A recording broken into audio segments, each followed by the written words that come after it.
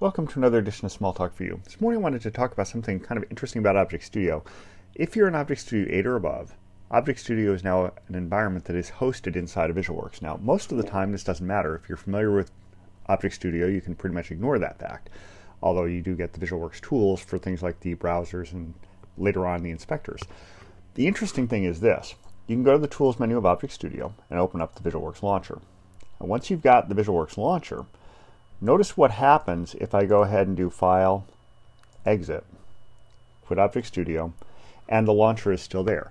This is because you are inside VisualWorks running ObjectStudio. Now this, again, typically not that useful, but if you're doing scripting, which I do to do builds, this is a useful thing because what you can do is you can close down ObjectStudio to finish off some things, and then when you start the image up again, the runtime that is, you can turn ObjectStudio back on.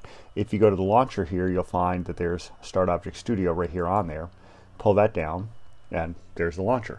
So when you have a hosted environment like this, it's kind of nice to be able to bail out of it, finish the preparation of a runtime image, and then be able to start it up nice and cleanly at start. And I'll go through that when I go through building a runtime in ObjectStudio in another screencast, but this is just an interesting capability, even outside of building runtimes.